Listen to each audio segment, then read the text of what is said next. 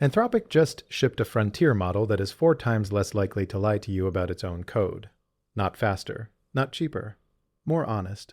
Which, for an AI lab in 2026, is a genuinely weird thing to put on the box. And the benchmark numbers backing it up are kind of stupid. 69.2% on SWE Bench Pro, 10 points clear of GPT 5.5, top of the intelligence index. Same price as last month. Okay, so, on May 28th, Anthropic dropped Claude Opus 4.8, and the timing is the first tell, because Opus 4.7 came out like 41 days earlier. That is the fastest version cadence they have ever run. This is a point release in the Opus 4.5 family. Same 1 million token context window. Text and vision in, text out, model ID Claude Opus 4.8, live on the API, Bedrock, Vertex, and Microsoft Foundry on day 1. And here's the part people actually noticed. The price did not move. $5 per million input tokens, 25 out, exactly the same as 4.7. A frontier lab topping the leaderboard and not charging more for it? That is honestly not how this usually goes. Oh, and on the same day they topped the leaderboard, Anthropic also closed a $65 billion Series H at a $965 billion valuation, which, on paper, briefly made them the most valuable AI company on Earth.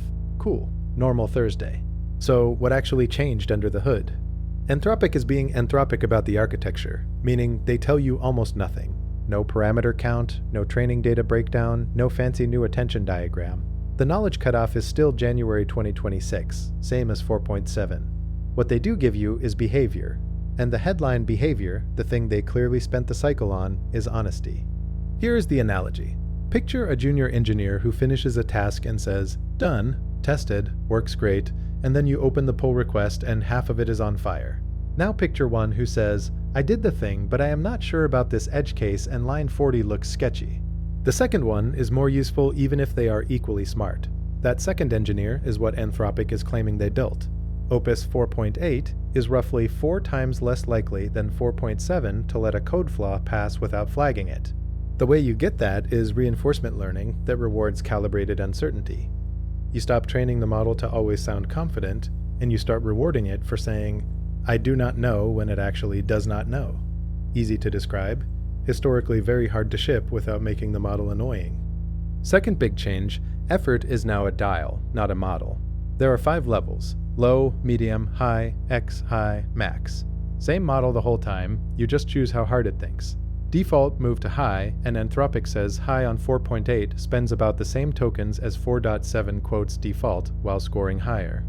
If you have ever switched to a cheaper model just to go faster, this quietly kills that decision. You are not picking a model anymore, you are picking a budget.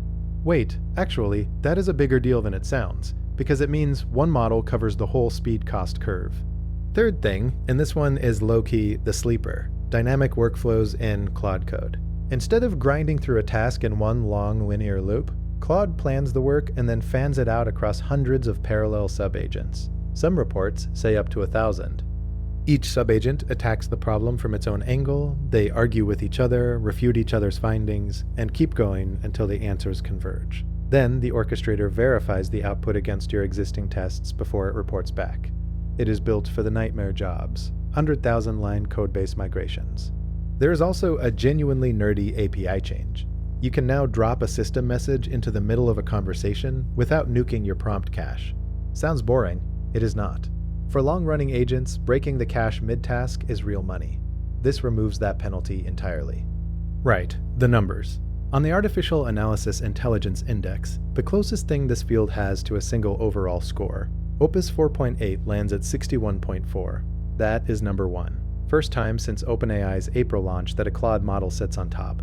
It edges out GPT 5.5 at 60.2 and leaves Opus 4.7 at 57.3 kind of in the dust. SWE Bench Pro, the harder, less contaminated coding set, 69.2%. That is up nearly 5 points from 4.7 and more than 10 points ahead of GPT 5.5 at 58.6. SWE Bench Verified ticks up to 88.6. Computer use on OS World hits 83.4, still the one to beat for clicking around real interfaces. Knowledge work on GDP-Val jumps to 1890. Elo, 121 points over GPT 5.5. And the spicy one, USAMO 2026 math reportedly leaps from 69.3 to 96.7. A 27-point jump on competition math in 6 weeks is the kind of number that makes you double-check the footnotes. Now the cherry-picking check. That headline grid where Opus wins 6 of 7? GPT 5.5 still takes terminal bench 2.1, 78.2 to 74.6, and that benchmark is notoriously harness sensitive.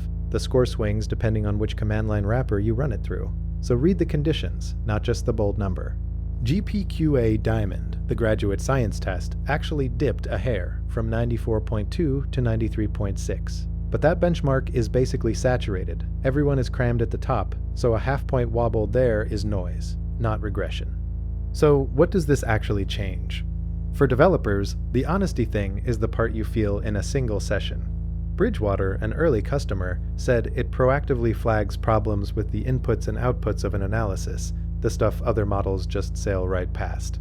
Fewer it's done and tested messages that fall apart at review. If you are running AI in production, that compounds. Every false victory you catch before it ships is an hour you did not lose. For the labs, this is a positioning flex. Same price, top of the index, and a casual reminder that Anthropic just became, briefly, the most valuable AI company alive. The message to OpenAI and Google is basically, we can win on quality without raising the rent. For consumers and businesses, effort control plus cheaper fast mode means you can finally tune the trade-off yourself. Fast mode is now 3 times cheaper than the previous generation while running about 2.5 times faster. Databricks reported 61% cheaper tokens versus 4.7 on one of their agents. And dynamic workflows hint at where all of this is going. Not one big brain answering one question, but a swarm of agents that argue, verify, and converge. The unit of work stops being a prompt and starts being a project. Now the caveats, because there are real ones. First, security. The system card admits prompt injection robustness actually got worse. Gray Swan red teaming showed about a 9.6% attack success rate, up from 6% on 4.7. If you are feeding it untrusted web pages or files, that gap matters. Second, it is expensive and verbose. During the full index eval, it generated about 110 million tokens versus a 35 million average. It is smart, but it loves to talk, and that talk is metered. Third, the architecture is a black box, so a lot of these gains are take our word for it until independent contamination-resistant evals catch up. And third-party testers like Andon Labs already found regressions on some simulated economic tasks. It is an upgrade, not a miracle. Here's the thing that sticks with me. For 3 years, the entire race was one number. Make it smarter, push the benchmark, repeat. Opus 4.8 is the first frontier model that ships honesty as a headline feature and basically says, the smartest model is the one that tells you when it is wrong. And honestly, if you have ever shipped a bug a confident AI swore was fine, you already know why that matters. If that framing holds, the next leaderboard worth watching might not be intelligence. It might be trust. Anyway, Mythos is rumored for mid-June, so we are doing this all again in 2 weeks.